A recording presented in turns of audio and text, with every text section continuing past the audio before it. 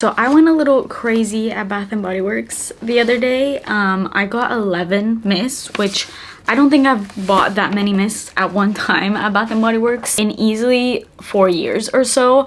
I just don't really do that anymore, but there was a ton of new stuff and I've been getting a lot of requests to review all their new stuff. So I was like, you know what? Let's get it all. I had all my coupons, I rounded everything out, so everything ended up coming out to a good deal. And also, before I get into it, in this video, I'm not gonna be getting into this collection that just dropped, which is the Everyday Luxuries. There's 5 new perfume dupes that just dropped at Bath & Body Works because I did an entire dedicated review to those. So if you want to see those, I'm gonna link it up here.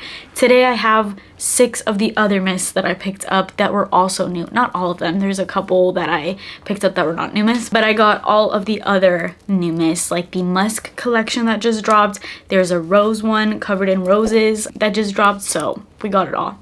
Let's get started. Let's start with the new musk collection. There's 3 mists in this collection. Love the bottles for all these. They look really sleek. I feel like with Bath & Body Works, especially nowadays, they're really coming out with scents that are a little bit more elevated. The scents themselves and also packaging wise, I really like this packaging for this entire collection. There are 3 scents in this collection. We have fresh musk, fruity musk, and warm musk. And maybe you guys can guess which one is my favorite, but let me work my way up there.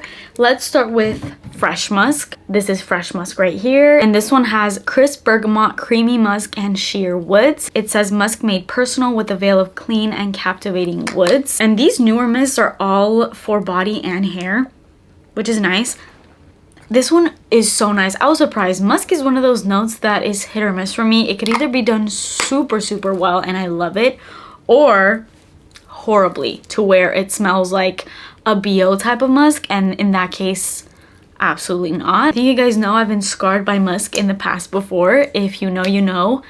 The Body Shop white musk, absolutely not. I think that is just the most putrid, absolutely disgusting scent. I'm sorry to be so negative, but literally I cannot go near that scent. It smells so bad to me. Fresh musk is exactly what it's called.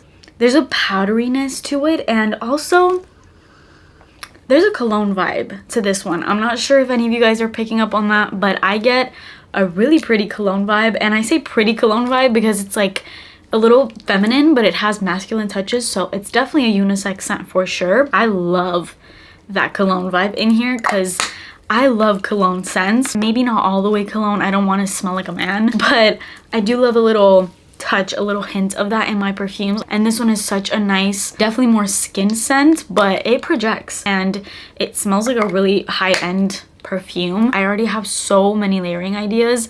First ones that come to mind, Le Labo Another 13, Molecule A1. I think both of them are gonna mix so freaking nice with fresh musk. Was not expecting to love this that much. I thought it was just gonna be a typical boring little freshie, but no, there's some personality to this one, so check that one out even if you're not into fresh scents. Then comes fruity musk. I love the packaging of this one. I love the caps for all of these.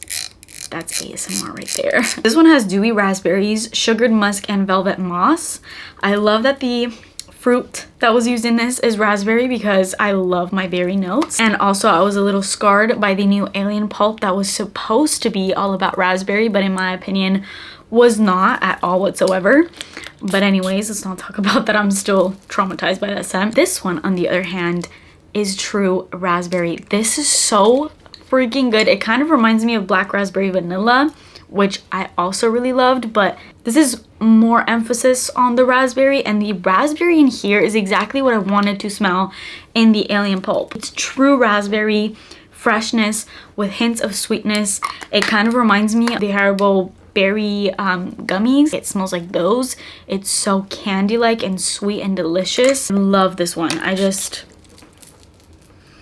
Oh, so good. Honestly, with this collection, I loved every single one of these in obviously different ways. They all smell completely different, so I don't know if I can even necessarily pick a favorite, but I love this one, warm musk. And I mean, I kind of knew that going into it because it's warm musk. I love warm scents, but this one's stunning. This one has smooth vanilla, whipped musk, and cozy amber. I knew seeing those notes that I was gonna love this, but I didn't know how much I was gonna love this. This is the perfect soft vanilla bean scent. There's a little bit of toastiness to it, but the amber rounds it out.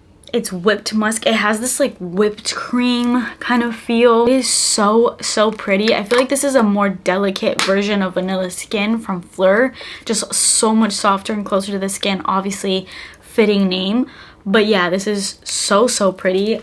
I don't think I can choose. I love all of these in completely different ways. So honestly, I don't know which one is my favorite. Let me know which one you guys loved more.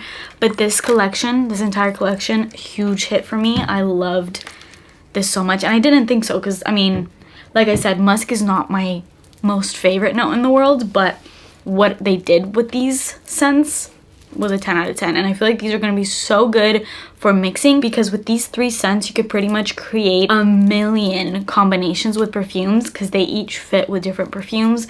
With fresh musk, you can add it to just about any fresh scent or other scents. You have warm musk, obviously any sweet scent will pair up beautifully with it. And then fruity musk, anything you want to add fruitiness to. So it's like you can literally do so much with these 3 mists. So I feel like these are going to be a really nice staple in your collection. And this was the other new scent, and with this one, do I want to say I'm a little disappointed in it? Maybe, just because this has already been done. So I mean, I thought it was going to be a new scent, but it's not.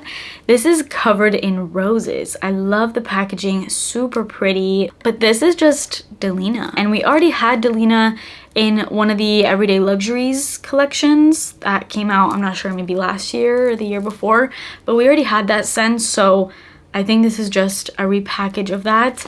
This is Ruby Berries, Sugared Rosebuds, and Blush Amber.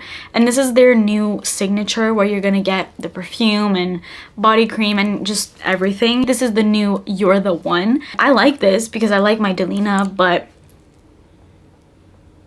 it actually smells really good though. I mean, I bought it, obviously I really liked it.